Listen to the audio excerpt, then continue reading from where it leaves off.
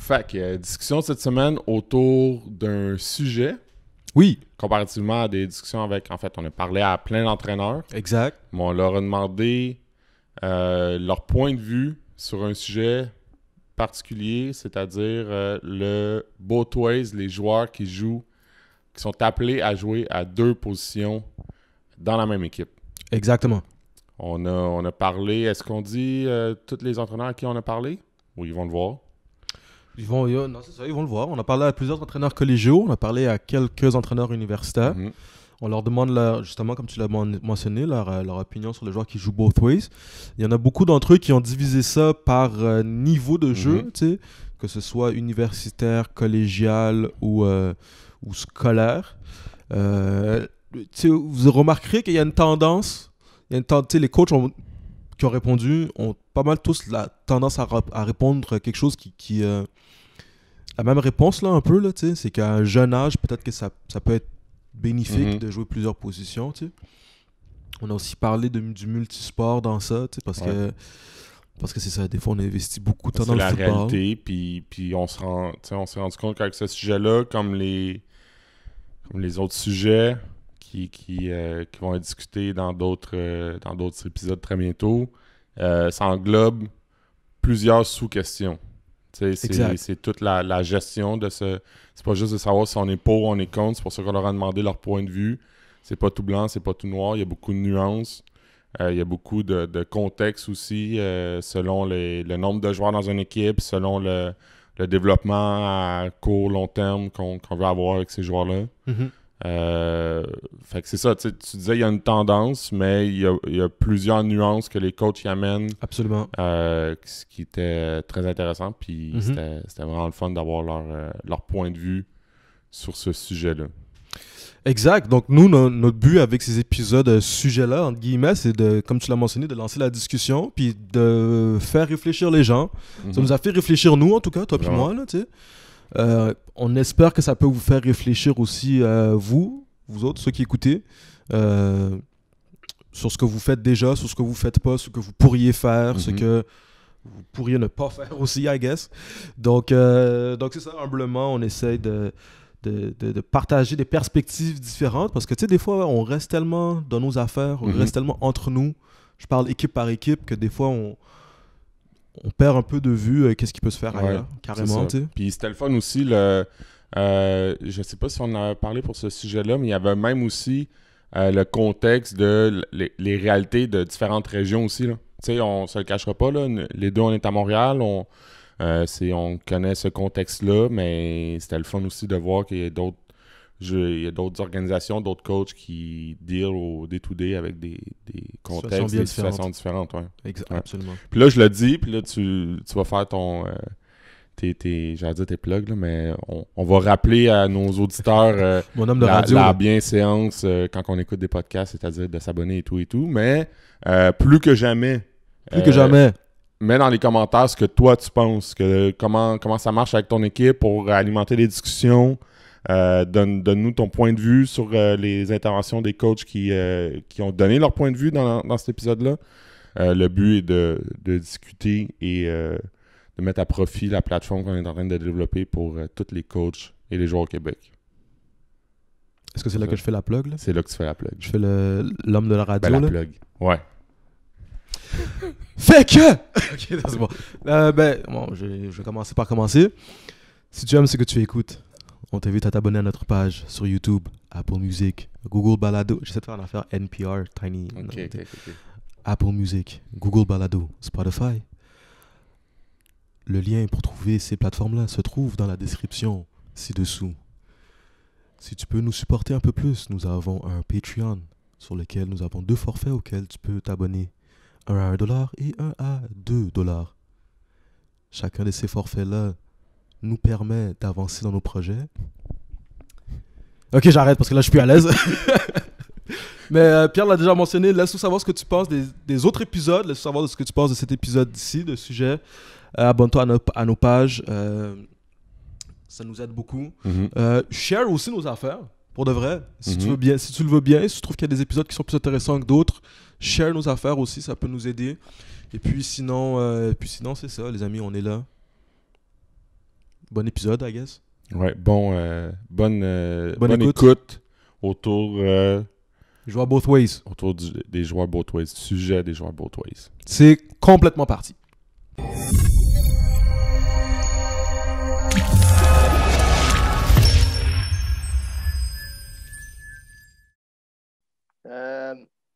J'étais entraîneur avant au niveau secondaire et je prônais le both ways pour nos meilleurs athlètes.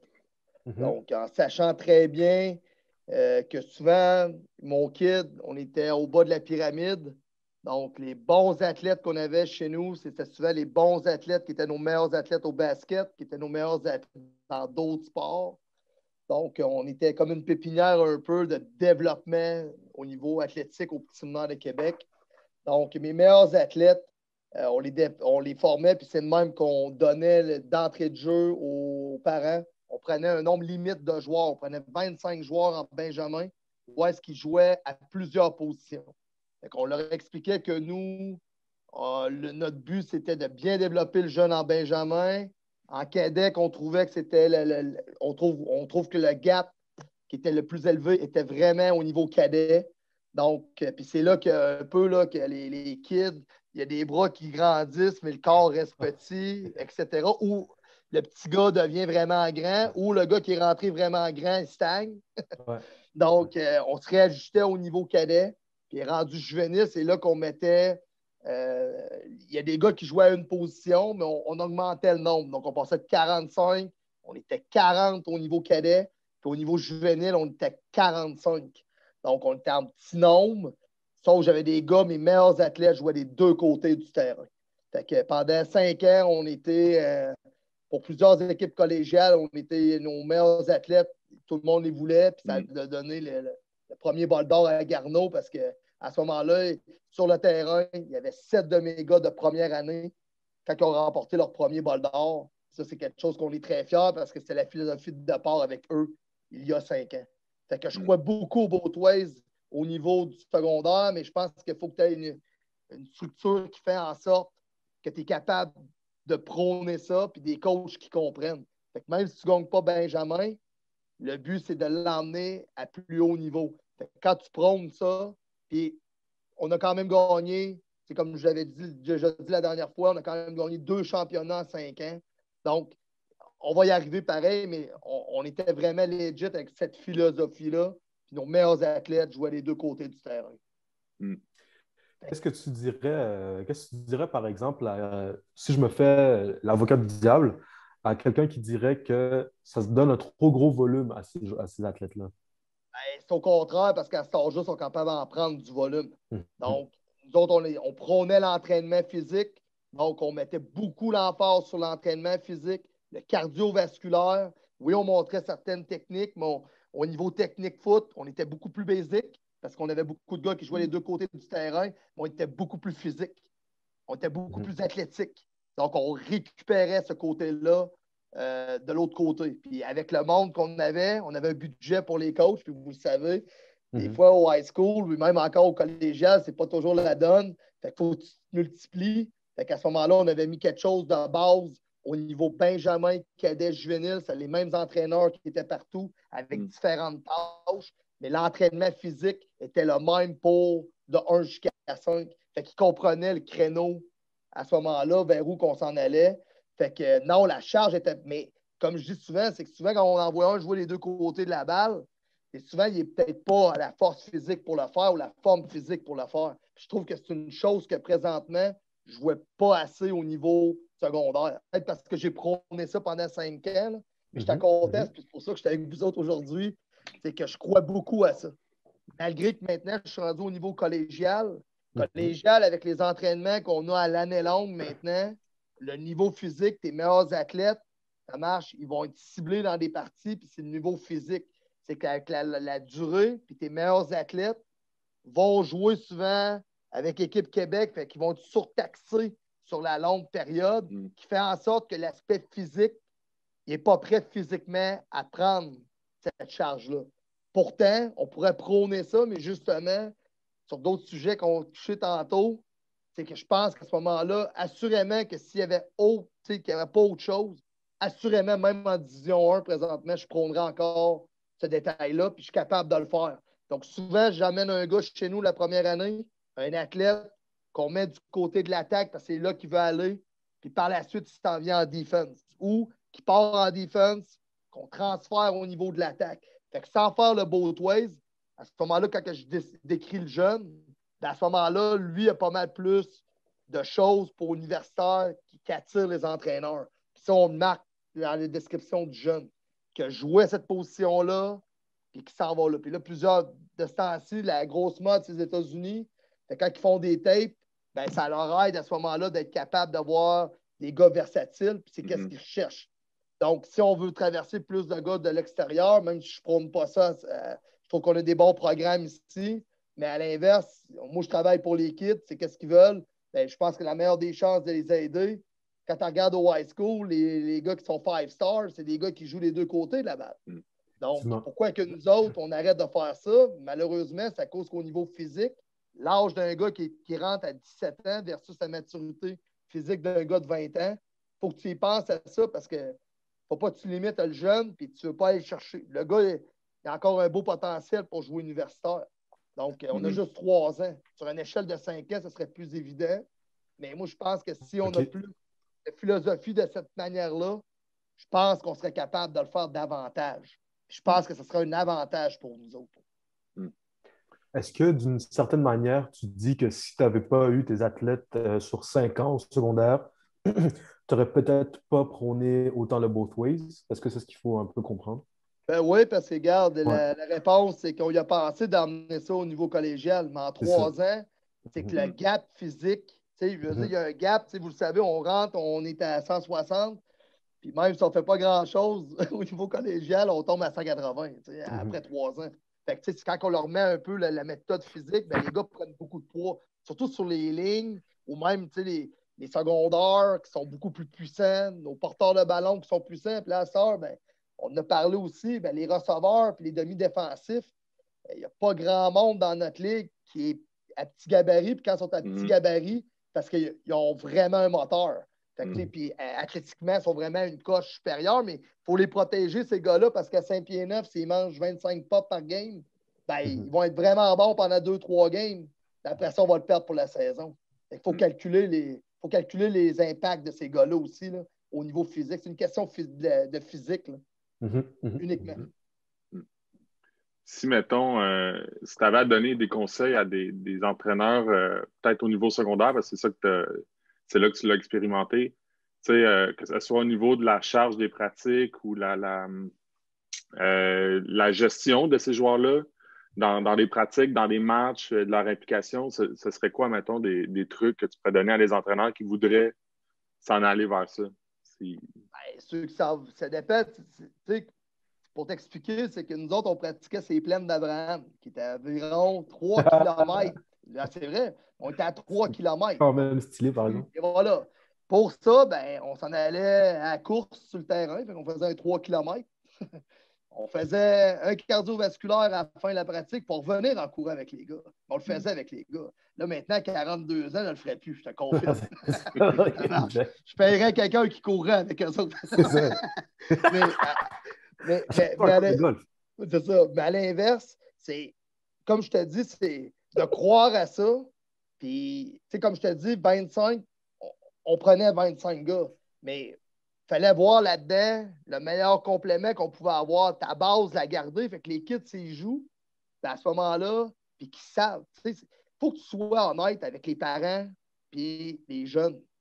C'est juste ça qu'ils recherchent. Fait que si tu leur dis c'est ça le mandat, puis on le fait sur le terrain, ben on est correct. Mais l'entraînement n'est pas une pratique de 2h30 non-stop. Le cardiovasculaire, là, c'est l'affaire. Puis l'aspect physique de l'entraînement, c'est d'emmener le jeune rapidement à bien le préparer. Secondaire 1, tu ne le mets pas au bench. Tu fais de la prévention de blessures, tu fais de l'élastique, tu élabores des choses, puis tu montes le plan à 100% pour éventuellement qu'ils en prennent, qu'ils en prennent. Mais on veut qu'ils se développent sans les nuire au niveau de leur développement physique naturel.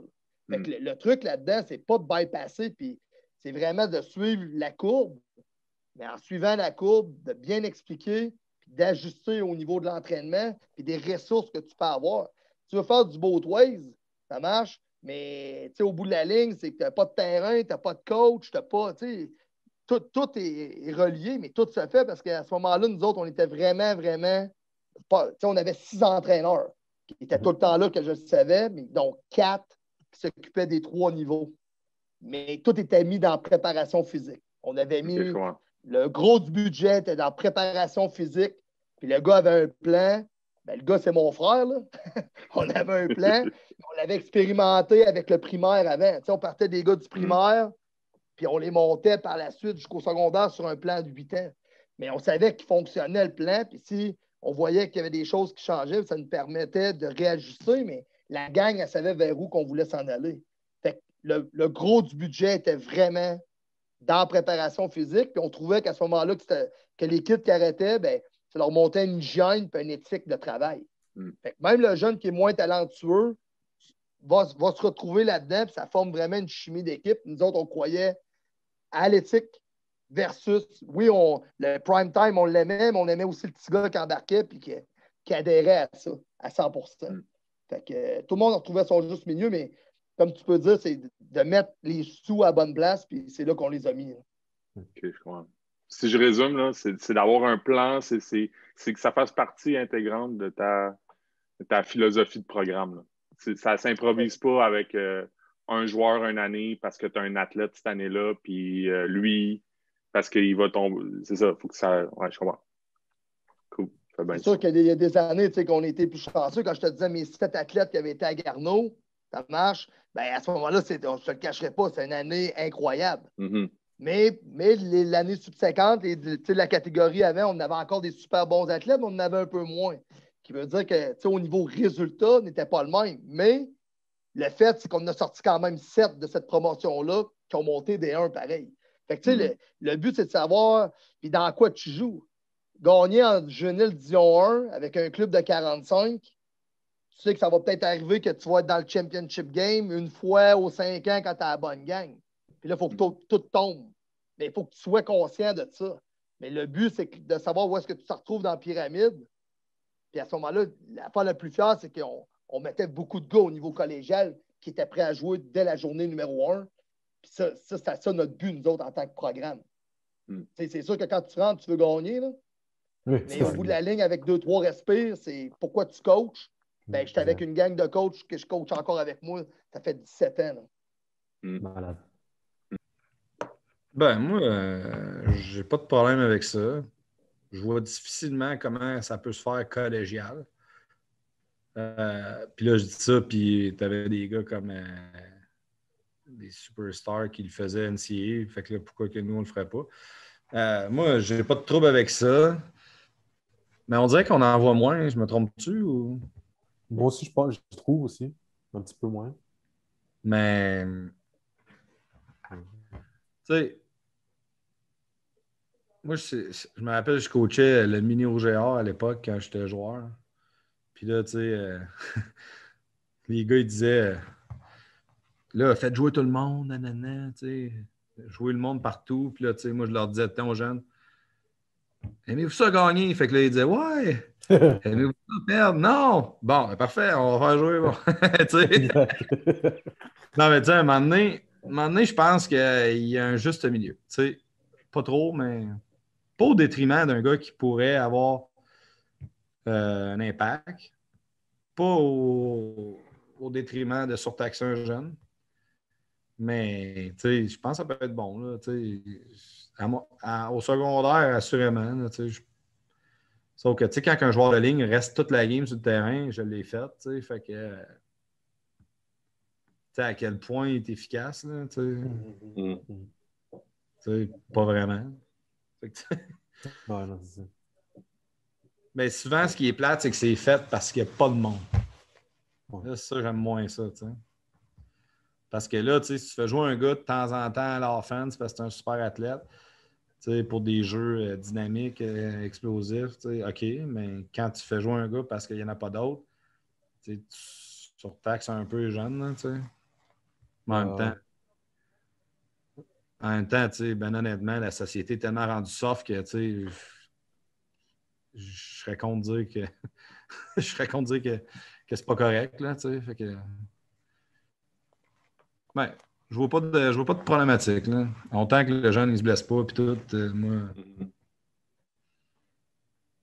c'est pas mal ça mon opinion là-dessus. Là. T'en as-tu qui des fois que tu recrutes, puis que le fait qu'il ait joué 2 positions potentiellement au secondaire, pour toi, tu y vois un avantage? Ça te donne peut-être plus de possibilités dans son parcours? Ou...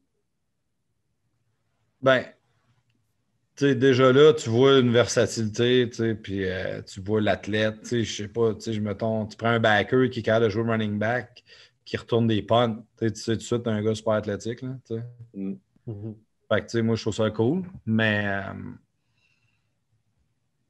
tu sais, moi, la manière je recrute le monde, c'est que je décide jamais la position qu'ils vont jouer.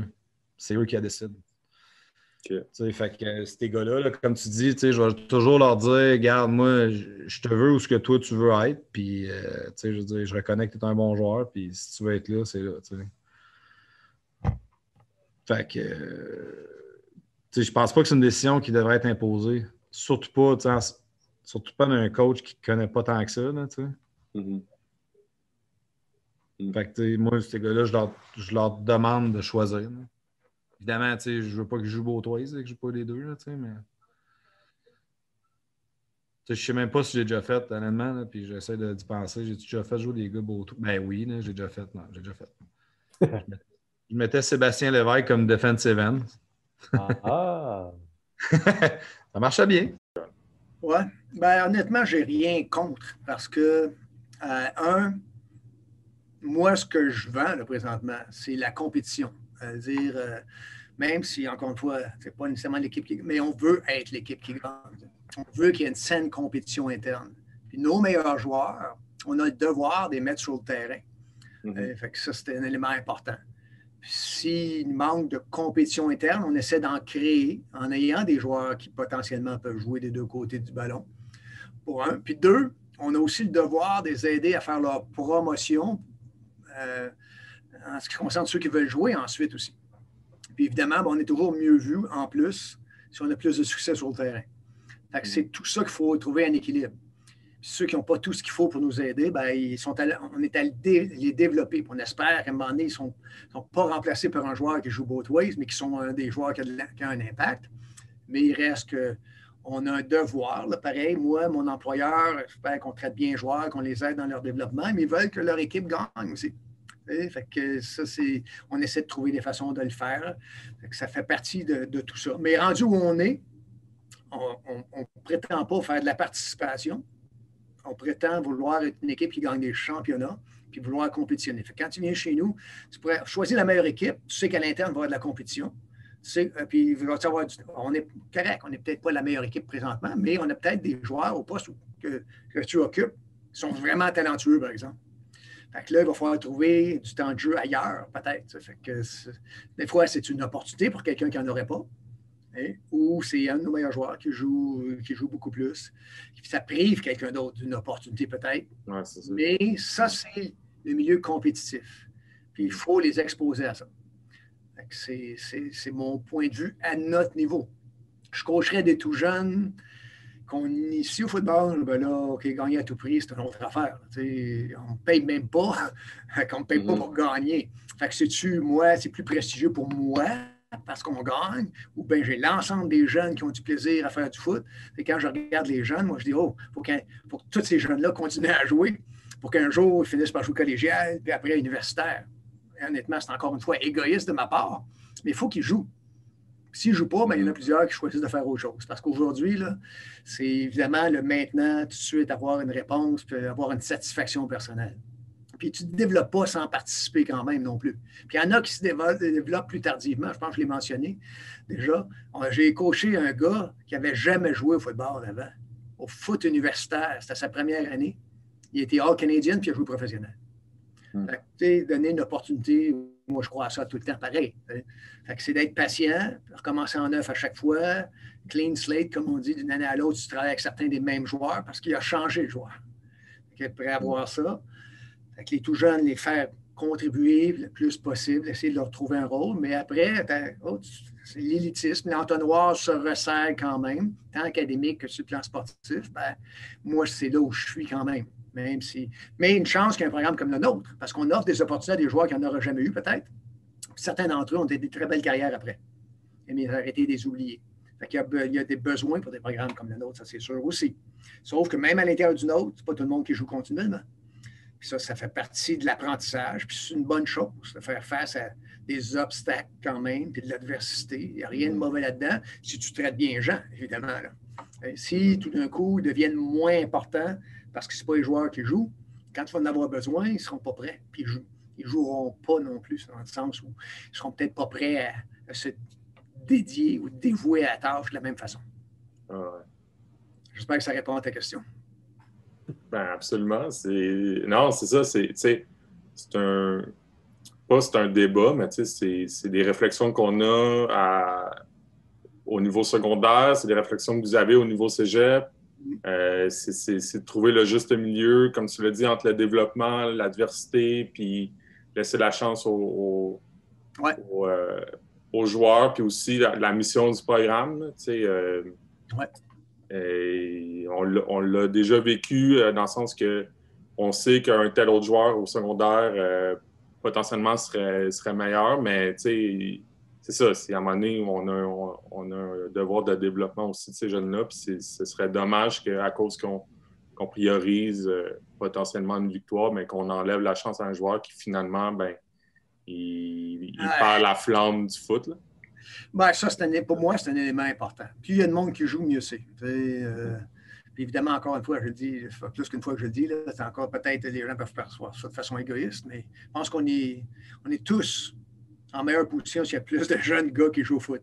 Parce qu'il y a plus de jeunes gars qui restent à l'école, il y a plus de jeunes gars qui se découvrent, puis il y a plus de jeunes gars qui atteignent des objectifs qui ne seraient jamais donnés à un moment donné si ce n'était pas à cause du foot, honnêtement. J'en ai connu des tonnes. Moi, j'utilise un exemple. Un gars que j'ai connu au football collégial, je l'ai coaché pendant 4 ans. Il est allé au football universitaire, ou je suis allé au football universitaire, je l'ai coaché pendant 5 ans. Mais lui, quand on l'a recruté initialement, il nous disait que si ce n'était pas du football, il n'irait pas au cégep. C'était fini après l'école secondaire. Il aurait eu son diplôme d'études secondaires. Ben lui, il n'a jamais quitté l'école parce qu'il était allé au cégep. Il a pris tout son temps pour faire son DEC en sciences humaines. Il est allé à l'université, par contre, là, il s'est mis aux études pour vrai. Il a eu 2 bacs. Son deuxième, c'est quoi? En enseignement.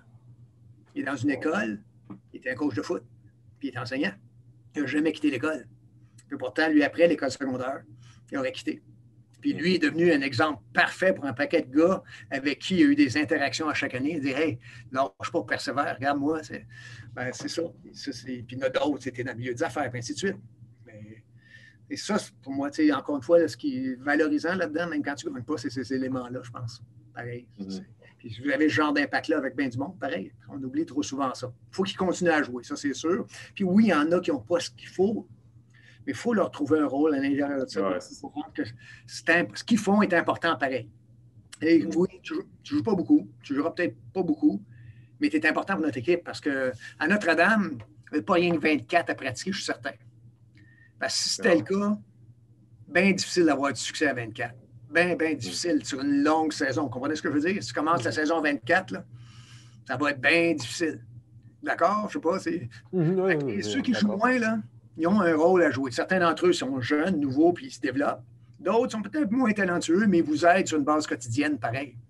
C'est ça, être une équipe. Là, à l'armée, il y a le général qui prend une décision, puis il y a le soldat qui est dans le bout, puis ils contribuent tous d'une façon différente, mais ils contribuent tous. Tu as besoin de tout le monde à l'intérieur de ça. Et les coachs, pareil. Là, le coordinateur, c'est une chose, mais tout le monde est important. Le gars d'équipement est essentiel. Et tout le monde est important. Pour moi, c'est toujours un partenariat. C'est juste que nos rôles sont différents. Fait que le moins bon est bien important pour moi, pareil. Et il ne le sait peut-être pas, malheureusement, mais j'essaie de faire en sorte qu'il comprenne. En tout cas, on essaie de bien le traiter pareil. C'est ce que je rappelle de certains jeunes coachs. Il faut hey, fais attention comment tu t'exprimes. Ouais. Ce gars-là, il a autant de mérite, il est là aussi longtemps que notre meilleur. Il fait autant d'efforts que notre meilleur. Puis il nous rend de grands services. Puis il ne jouera pas. Honnêtement, il a bien plus de mérite que notre meilleur. Le meilleur est juste plus talentueux. Hein? Même s'il fait tout ce qu'il a à faire, puis qu'il travaille bien, puis tout le reste. Il est plus talentueux, il est chanceux. Ça ne dépend pas de lui, ça dépend de ses parents. C'est sa génétique. Et fait que, il faut tenir ça, il faut avoir ça en considération. Quand j'étais jeune, on était plus jeune, c'était gagner. Je voulais gagner, puis gagner, c'était gagner. Puis, c'est, c'est pas qu'on ne voulait pas bien traiter le monde, c'est pas ça que je dis, là, mais d'abord, on coachait des programmes qui ne gagnaient pas. Fait que c'était tellement. Là, on travaillait à créer ça, puis essayer de gagner des games, puis essayer d'en gagner d'autres. Puis quand j'étais venu à l'université, c'est une équipe qu'il faut qu'on gagne. Puis c'est ça qui est haut. Je parlais de la victoire du vieux, mais une autre qui est importante pour nous autres à ce moment-là. Ma première saison à Montréal, on avait battu St. Mary's à domicile. C'était homecoming game. On n'a pas d'estrade, mais il y avait 4000 personnes là. 4000, ça ne semble rien, là, mais pour là, c'était noir de monde autour. On était entourés par la foule. Puis c'était toute la ville, là, ça. C'était tout le monde. Puis, c'était la fête dans ce village-là, continuellement. Il y avait venait de battre Chris Flynn, St. Mary's, qui était numéro 1 pays, l'équipe qui n'avait pas gagné une game l'année d'avant. C'était le fun. Mais c'était, fait que là, tu es là-dedans, c'est de gagner des games.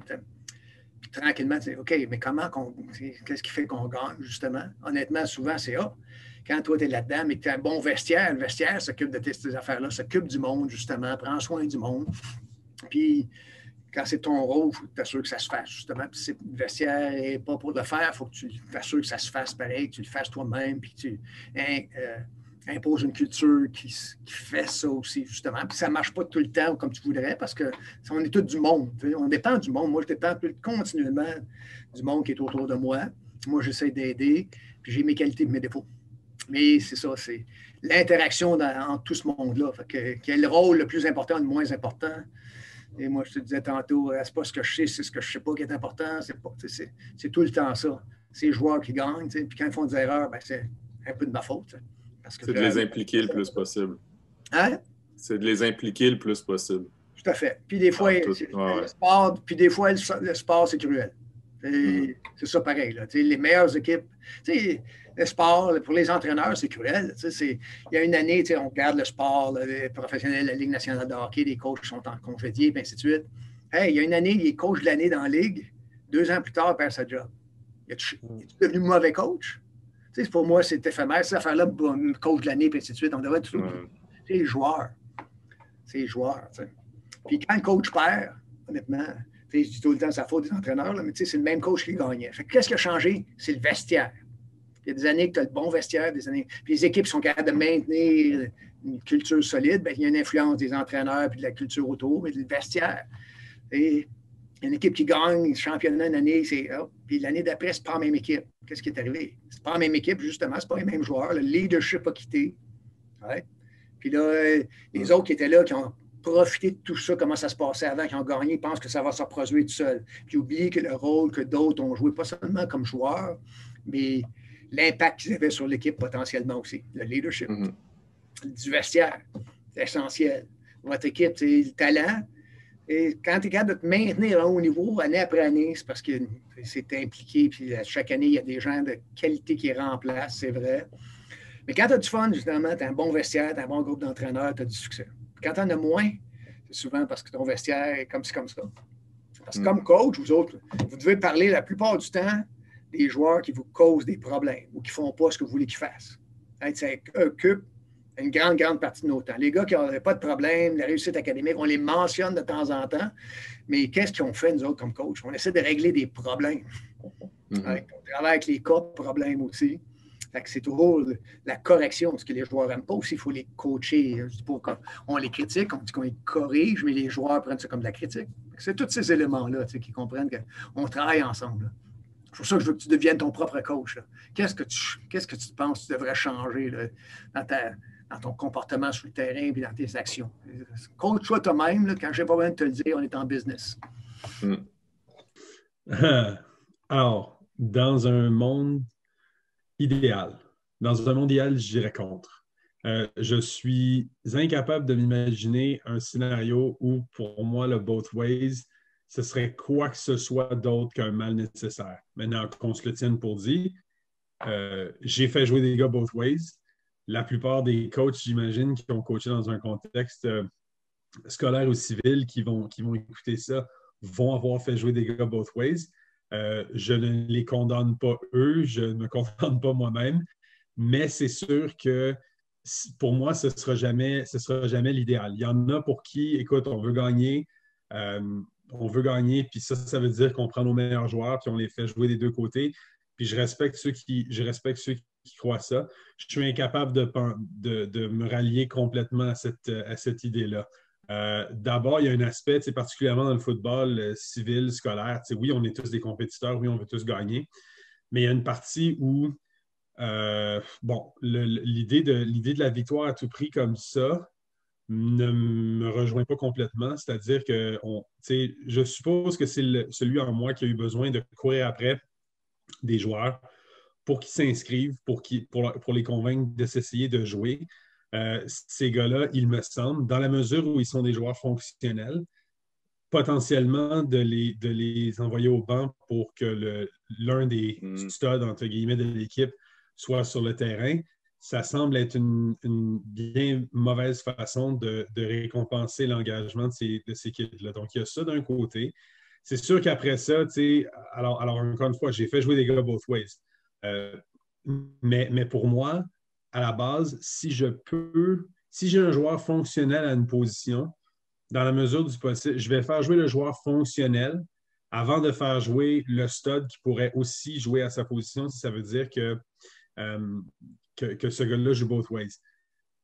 Il y a aussi un calcul, je te dirais, de sorte d'administrateur là-dedans, dans la mesure où je ne suis pas insensible non plus au fait que si tu fais jouer un gars both ways et qu'il se blesse, tu n'as pas perdu un partant, tu en as perdu deux. Et ça, c'est sûr que, veux pas, ça pèse dans la balance jusqu'à un certain point. Après ça, c'est sûr que tu as un calcul des coûts versus les bénéfices qui se fait. Et il y a des coachs qui vont penser que presque à tous les coups, faire jouer ton meilleur joueur des deux côtés de la balle, ça vaut la peine tout le temps, puis c'est correct. Mais moi, j'avoue que si tu me donnes le choix, si tu me donnes un joueur fonctionnel à une position, je vais essayer de faire en sorte qu'il joue plutôt que de faire jouer le stud à sa place qui pourrait être peut-être un brin meilleur que ce gars-là. Là, j'essaie de te poser une semi-colle. Vas-y. Mais si tu as un joueur qui est fonctionnel à une position, puis là, admettons, tu arrives dans la finale de ta ligue. Mais là, c'est clair dans l'équipe que si ce joueur-là est remplacé par le stud qui joue à cette position-là, on gagne la game, mais s'il ne joue pas, on perd la game. Qu'est-ce que tu ferais dans cette situation-là? Écoute, si on parle d'une situation très, très particulière, je pense que probablement que je fais jouer le stud parce que, encore une fois, c'est un peu... c'est une situation qui me semble, d'après ce que tu me décris là, exceptionnelle. Donc, après ça, c'est sûr que là, le calcul qui entre en ligne de compte, c'est que quand on est si proche que ça du but, si je m'en suis tenu à ma formule d'éviter le both ways autant que possible et qu'on est quand même à ça du championnat et que pour une situation très particulière, il faut faire rentrer le stud pour le faire jouer, là, on en est au stade où, dans ma tête, je me dis c'est être essentiellement, excusez l'expression, plus catholique que le pape, que de dire qu'on va prendre la chance de priver tous les gars qui ont travaillé, incluant, by the way, le joueur fonctionnel en question. Il ne serait pas plus fâché qu'un autre de gagner son championnat. Et je sais ce que ça fait pour comment est-ce qu'on dirait, la psyché d'une personne que de gagner un championnat. Alors là, à ce moment-là, étant donné que c'est une circonstance exceptionnelle et qu'il y a beaucoup à gagner dans le fait de faire jouer ce stade-là, là, à ce moment-là, je le ferais. Moi, je parle plus de la pratique générale, de dire le gars qui est partant en attaque et en défense toute l'année des deux côtés, ça, c'est ce que j'essaierais d'éviter. Pour des situations particulières, là, à ce moment-là, c'est sûr que j'ai autant de flexibilité, je pense, que n'importe qui d'autre. Je suis tout le temps dans une optique de développement, puis le développement de ce gars-là ne passe pas par un entêtement jusqu'à y mettre une pression indue dans une finale où il n'y a pas nécessairement les outils, puis que c'est pas vrai que ce match-là va lui permettre de devenir un meilleur joueur à long terme parce que il s'est fait passer un fade par le meilleur receveur de l'autre côté, genre. Ouais. Moi, je veux dire. Pour un jeu puis une série, on ne verra pas fou. Là, ça, c'est clair. Je pense que même si je fais ça, je suis quand même resté honnête en relation avec mon idéal. Et j'ai quand même, au moment où le match était véritablement en jeu, puis que j'ai eu la chance de donner cette expérience-là de gagner un championnat à tous mes joueurs, là, à ce moment-là, je me sens pas du tout coupable, ni envers le joueur, ni envers l'équipe au complet, que de mettre le stud sur le jeu pour un jeu ou une série. Question de gagner le match. Là. Ouais. Tu es capable de l'expliquer aux joueurs, puis tu es capable de l'expliquer ultimement aux parents, puis ça s'explique bien, puis tout le monde va comprendre. Puis, ouais, c'est ça. Puis tu sais, t'aimes pas utiliser le chantage émotif, mais tu te dis, si les parents vraiment sont si récalcitrants que ça, tu te dis, hey, j'aurais pu le faire jouer toute l'année à la place de ton gars, ce gars-là. J'aurais pu. J'ai fait le choix de ne pas le faire parce que je pensais que ton gars, tout en étant peut-être un peu moins bon que lui, pouvait nous permettre d'atteindre nos objectifs quand même. Donc, c'était exceptionnel. Tu as presque le goût de dire, compte-toi chanceux que j'ai pas été plus victoire à tout prix que ça, parce que j'en connais qui pensent comme ça, puis que le joueur fonctionnel, il aurait pris le banc pour que le stud joue des deux côtés toute l'année. Alors, je pense que c'est ça. Là, je serais en paix avec moi-même à l'idée de simplement rentrer le stud dans ce scénario-là. Ben, tu sais, nous, collégiens, ça n'arrive pas. Là. Moi, je me pose jamais la question à savoir si un gars devrait jouer both ways. Il faudrait que j'aie vraiment un athlète là, totalement exceptionnel. Puis il faudrait que j'aie besoin d'arrêter un athlète totalement exceptionnel pour en arriver à cette solution-là. Par contre, au niveau secondaire, je pense que c'est une bonne façon de développer les joueurs. Il y a plein de joueurs qui peuvent avoir les skills pour jouer plus qu'une position, puis qui peuvent avoir les capacités physiques aussi pour le faire. Fait que ça peut être vraiment une bonne chose. Puis, tu sais, je pense que ça peut même, si je prends, mettons, les O-line, souvent, les O-line, c'est la position que les gars qui veulent moins jouer au début quand ils commencent le foot, puis tout. Puis, si tu leur donnes leur bonbon D-line, ça peut être une autre façon de les motiver puis de rester. Puis éventuellement, il y en a des gars de ligne là, qui sont clairement des O-line, puis il y a clairement des D-line que c'est pas des O-line. Fait que, avec le temps, le kid, mais qui vive ses victoires sur la ligne offensive, puis mais qui se rend compte qu'il est bon là, puis qu'il est valorisé à cette position-là, ben, il acceptera d'être là full-time. Mais au moins, le temps qu'on le garde avec le sport, qu'on le garde avec nous autres, s'il veut jouer des deux bords, il n'y a vraiment pas de problème avec ça. Je te dirais que tout le long du secondaire, c'est une option là, assez envisageable parce que j'irais même plus loin que le both ways. Faire des sports en général, faire du multisport en général, c'est bon pour ton développement athlétique. Fait que jouer plus qu'une position au football, je trouve que ça peut être une bonne chose. Là. C'est sûr qu'à un moment donné, tu veux te spécialiser là, quand tu montes les niveaux. Là. Mais quand tu es à l'adolescence, au secondaire, essayer des trucs. Là. Quand tu recrutes, est-ce que ça arrive des fois que tu recrutes des joueurs qui jouaient des deux côtés? Puis si oui, comment tu fais ton recrutement? Est-ce que tu lui imposes une position? Tu dis, nous, dans notre système, on devrait être clairement plus là? Ça va vraiment dépendre de mes besoins puis du joueur. Mettons que c'est un top gun. Là. Okay, il fait partie là, de mon top 5 de joueurs que je veux. Il va le prendre, peu importe qui veut jouer. Là. L'important, c'est qu'il soit heureux. Parce que maintenant, si tu veux que tes athlètes ils performent, il faut qu'ils soient heureux. Fait que si le gars, il est vraiment. C'est un excellent receveur, mais tout un gros besoin de DB, mais qui veut jouer receveur, puis il est aussi bon DB, et c'est juste un top athlète, je ne m'empêcherai pas de le prendre. À un moment donné, dans ton recrutement, tu veux les meilleurs athlètes, puis lui, il va t'apporter un plus dans tout. Mais premièrement, il va augmenter le standard de l'équipe au complet. Il va pouvoir jouer ses unités spéciales aussi sûrement. Il va être meilleur dans tout, partout. Fait que je veux jamais trop me limiter à ce niveau-là. Un athlète, c'est un athlète. Là. Puis pour qu'il performe, il faut qu'il soit heureux. Pour être heureux, il faut qu'il joue à la position qu'il veut jouer. C'est sûr que ça arrive dans le temps qu'on a des discussions avec des gars, puis qu'on leur dit, hey, tu sais, peut-être que, genre, tu pourrais être bon là-dedans, ça serait bon pour l'équipe, tout. Mais jamais je l'impose. Parce que, tu sais, je risque de perdre un joueur. Fait que ça, je le fais pas. Mais tu sais, c'est sûr que si c'est un joueur tu sais, qui va devoir se battre pour un poste, puis qui ne s'imposera pas nécessairement rapidement, puis que mon roster est quand même déjà full. Mettons c'est un. Tu sais, on va prendre l'exemple encore de receveur. Mettons que c'est un bon receveur qui a joué DB aussi. Ben, ça se peut que je dise, ben, écoute, moi, je te recrute là. Mais j'ai toujours un plan pour les gars. Là. Ça arrive pas que. Mettons que je vais proposer ça, je vais dire, ben, je te recrute là parce que dans mon roster, on est tant de nombre, puis les gars en avant de toi, c'est ça. Moi, je pense que tu peux fighter là. Fait que, si tu veux venir avoir une shot de jouer Cogel D1, je peux te l'offrir là.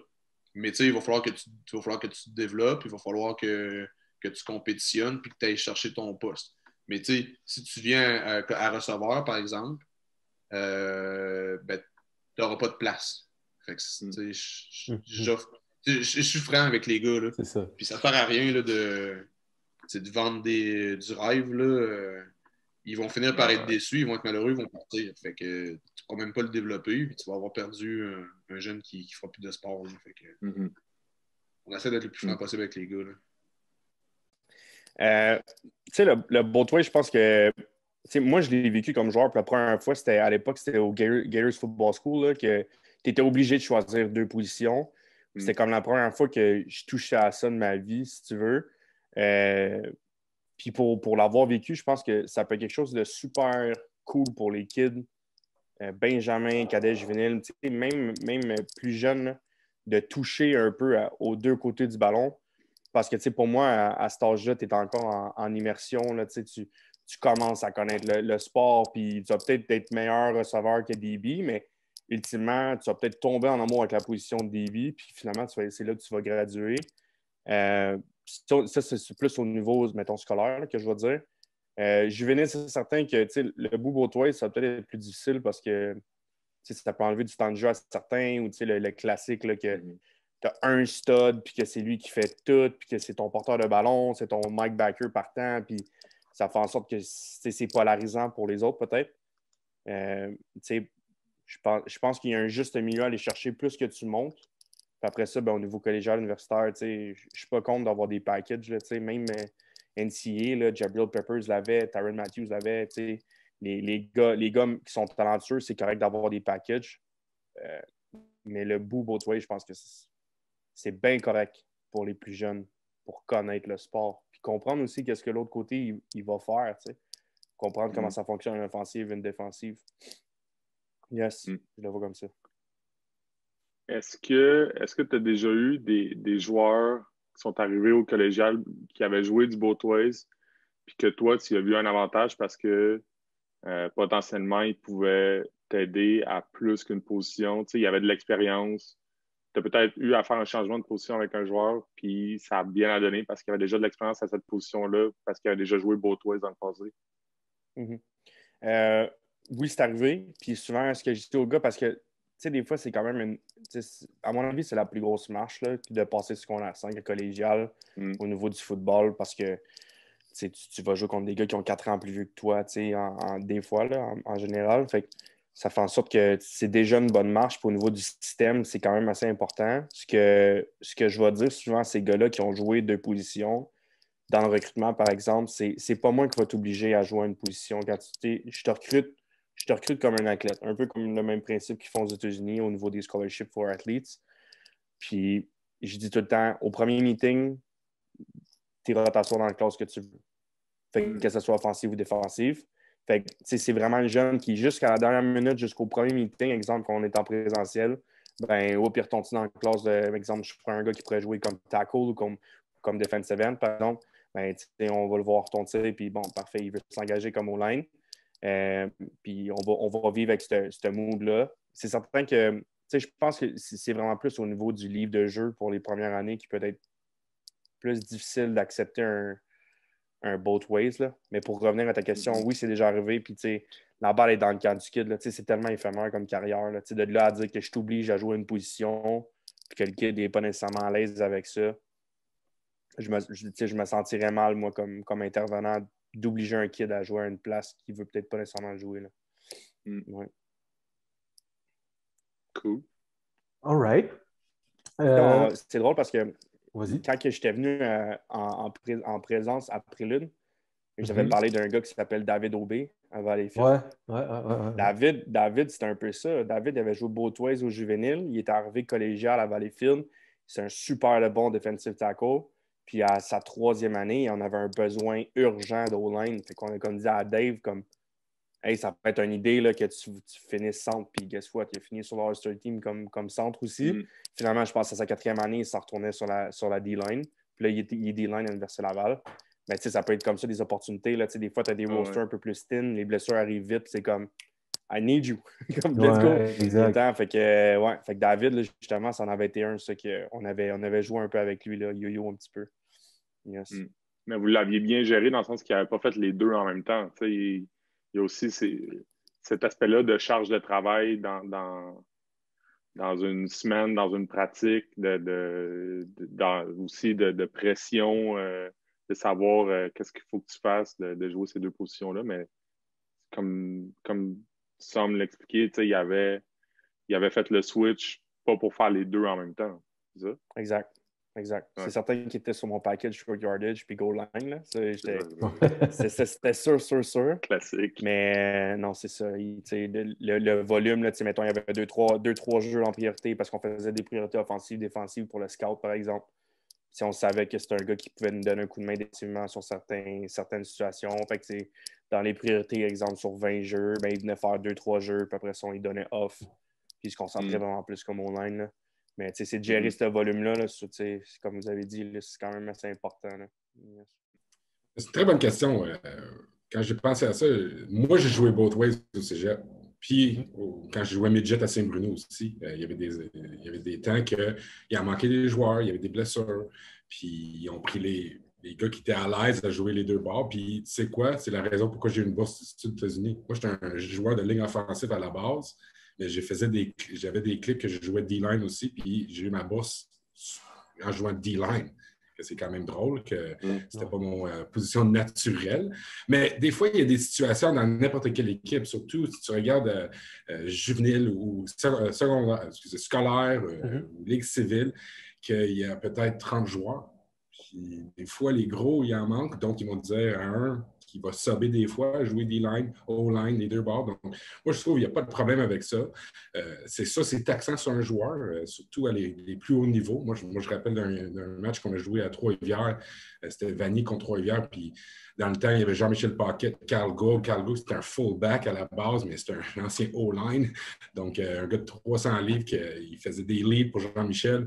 Puis j'ai joué both ways. Puis je peux te dire, à la fin de ce match-là, j'étais à terre. Là. Ouais. C'était fini. Là, donc, mais à l'université, on le voit moins. Ça, c'est sûr. Et certains dépendants, des fois, tu vois des situations goal line que tu vas amener les gros sur le terrain pour mettre plus de muscles sur le terrain, plus de poids. Mais c'est sûr, on le voit moins en moins côté université puis même professionnel. Mm-hmm. Est-ce que si tu recommençais ta carrière, admettons que tu étais un jeune adolescent, est-ce que tu rejouerais both ways si tu devais le refaire? Mais tu sais quoi, comme un joueur de ligne offensive, quand tu peux aller plaquer quelqu'un, c'est quand même fun. Ouais. Ça, c'est sûr. Donc, tu me donnes cette option-là, c'est sûr, je vais le prendre. C'est sûr, ça développe des skills différents aussi. Tu grandis comme joueur quand tu joues l'autre position, l'autre bord, parce que ça met en contexte qu'est-ce que tu vois.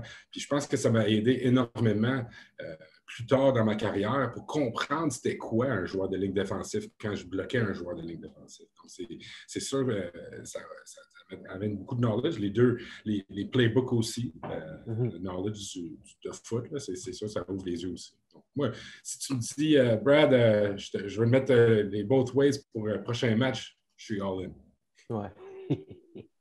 Est-ce que tu as déjà soit recruté ou il y a des joueurs qui sont déjà arrivés dans ton cas à Concordia qui avaient peut-être jouer both ways au niveau secondaire, civil. Pas nécessairement au cégep, mais le fait qu'il ait joué, tu sais, qu'il avait déjà un petit peu d'expérience dans une autre position, ça t'a, le fait de savoir ça t'aimes ça en tant que coach parce que tu dis, ben, potentiellement, si j'en ai besoin à une autre position, ben, c'est quelque chose qu'il a déjà fait, même si c'est longtemps, tu sais. Mais tu sais quoi, est-ce qu'on regarde ça, je dirais, si on le voit sur on va dire leur CV de football, oui, c'est intéressant de le savoir, mais nous, quand on recrute quelqu'un, c'est sur leur position qui joue présentement. On va tout le temps donner l'option pour conditionner à cette position-là. Mais des fois, comme tu dis, des fois, ça se dit, OK, regarde, tu es ici sur le depth chart à telle position, mais je sais que tu as déjà joué l'autre position. Est-ce que ça t'intéresse d'aller l'autre bord? Parce que sur le depth chart, tu serais peut-être deuxième. Donc, des fois, ça arrive. Puis la flexibilité, c'est sûr, pour un joueur de jouer les deux bords, ça ouvre des portes quand même, puis tu peux l'aider l'équipe. Fac! Hein? Là, c'est moi qui dis fac. Breakdown. Fait que, on a écouté ce qu'ils avaient à dire. On a parlé du both ways. Toi, qu'est-ce que t'en penses, Pierre, du both ways? Pour conclure, mettons. Là. Ben, tu sais, moi, j'ai tout le temps eu la réalité scolaire, tu sais, de joueurs en développement, d'un contexte aussi avec des équipes jeunes, avec beaucoup de joueurs dans la même équipe. Tu sais, on a parlé qu'il y a les coachs ont donné des fois comme exemple, tu sais, quand tu as une équipe à 30, t'as pas bien le choix, tu sais, faut que ça fait partie de ta gestion, puis ça fait partie de ta réalité, mais moi, personnellement, dans les équipes que j'ai coachées, j'ai jamais eu un nombre peu élevé qui m'aurait forcé de faire du both ways, fait que on l'a déjà envisagé, mais on s'est tout le temps dit qu'on le ferait pas parce qu'on voulait permettre à des joueurs de voir du terrain, de développer ces joueurs-là aussi à un jeune âge. Mais j'aimais, c'est ça, comme on a parlé un peu au début, là, il y a beaucoup de nuances dans ce sujet-là. J'aimais les coachs qui expliquaient que potentiellement, même dans une optique de développement de joueurs, ça peut être très bénéfique pour ce joueur-là de jouer à plus qu'une position. Puis quand c'est aussi, je pense que c'est Dave Parent qui en parlait. Mais moi, c'est celui que je me souviens beaucoup, là, qui m'avait marqué aussi, là, qui expliquait que lui, c'était dans sa philosophie, dans la culture des équipes, quand il avait coaché au niveau scolaire, au niveau plus jeune, puis que quand c'est organisé, quand c'est prévu, ben il y a moyen que ça soit bien fait. T'sais. Moi, ma réalité se rapprochait beaucoup plus de celle d'Alex Turp.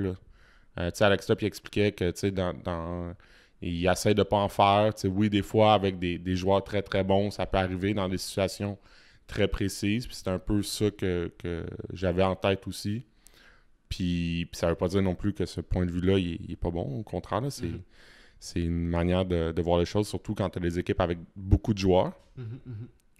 Mais c'est ça, ça m'a ouvert les yeux, ça m'a fait penser à beaucoup d'affaires. Je me pose beaucoup de questions depuis qu'on a parlé à ces coachs-là. Ouais. Moi, ce que je retiens aussi, c'est que plus l'athlète est jeune, moins il y a de disparité entre les shapes, pour utiliser un langage familier, ce qui favorise aussi un peu plus le fait de jouer both ways, là, parce qu'il y a beaucoup de coachs qui mentionnaient qu'au collégial, par exemple, au niveau universitaire, c'est un peu moins plausible, quoique il y a quelques athlètes exceptionnels qui l'ont déjà fait de la NCAA, là, dont Jabril Peppers et j'en passe. Ça peut se faire, mais c'est ça, la disparité des athlètes est tellement grande aussi, puis bien entendu, plus ils sont vieux, plus ils sont forts, plus ils sont vite, et plus le dommage au corps se fait de plus en plus ressentir, là, tandis que quand ils sont plus jeunes, on le sait, là, ils sont faits un petit peu plus de caoutchouc, là, si on peut dire ainsi, là, si je peux me permettre de le dire ainsi. Donc c'est ça. Puis aussi, ce que je retiens aussi beaucoup, c'est que lorsqu'ils parlent de faire jouer both ways, c'est surtout dans le but d'aller faire chercher des skills différents aux joueurs, là, pour pas les over-spécialiser trop rapidement, pour qu'ils aient une plus grande variété d'outils dans leur coffre pour qu'ils puissent ensuite transposer à une position qui va être plus claire, plus le temps va avancer, tu sais, justement à cause du développement physique des athlètes. Donc c'est ça. Il y a aussi des coachs, je ne sais plus exactement lesquels, qui ont mentionné, tu sais, aussi que c'est vrai aussi que c'est cool de jouer au football 12 mois par année, mais ça peut aussi être utile de jouer d'autres sports aussi. Là, ouais, Brad, il en parlait beaucoup. Lui, il jouait au basket l'été. Exact. Ça, tu vois, c'est ça, jouer à plus qu'une position, c'est un affaire, mais il y a aussi le moyen d'aller chercher des skills d'autres manières aussi. Puis exactement. J'aimais poser la question à des entraîneurs au cégep. Tu sais, quand le joueur il arrive au cégep, potentiellement, si un joueur il a joué 2 positions, est-ce que toi, tu y vois un avantage? En grande majorité, à moins que je me trompe, ils ont pas tout dit oui, mais il y avait encore là des nuances. Tu sais, je pense à Dion au CNDF. Lui, il offre le choix. Il demande, tu sais, un joueur qui a joué both ways, s'il veut dans son équipe, il va lui donner la possibilité de choisir la position à laquelle il veut évoluer. Tandis qu'il y a d'autres coachs que c'était, moi, je te recrute à cette position-là parce que j'ai un besoin là, puis c'est là que je te verrai. Fait que, encore une fois, c'est deux façons de voir les choses, mais ça reste que le joueur qui a joué both ways, et c'est un aspect de son jeu qui était apprécié par des entraîneurs quand il monte au prochain niveau. Absolument. Fait que c'est ça, je pense, pour ma part. Ouais. En tout cas, c'était notre premier épisode de sujet. Il va en avoir d'autres. Moi, personnellement, j'ai vraiment, vraiment aimé apprendre savoir le point de vue de ces entraîneurs-là, parce que souvent, on parle de leur parcours, mais là, c'était avec des entraîneurs à qui on avait déjà parlé. Fait qu'on pouvait aller chercher vraiment leur point de vue en les connaissant déjà un peu plus. Puis, je le répète, si toi, tu as une réalité différente dans ton équipe, tu veux partager ton point de vue, tu veux pousser la discussion un peu plus loin, tu veux nous faire réaliser peut-être des aspects de ce grand thème, cette grande question qui regroupe plusieurs sous-questions, écris-le dans les commentaires plus que jamais. Partage-le avec tes coachs, tes joueurs si tu penses que ça les intéresse. Mais le but est de faire avancer cette discussion-là. On risque de continuer de parler de ce sujet-là avec possiblement d'autres entraîneurs. C'est ça? Ainsi soit-il. On va conclure maintenant les épisodes comme ça. Ainsi soit-il. C'est notre ad-lib maintenant, ça. Ok, c'est bon. Ok, bye! Bye.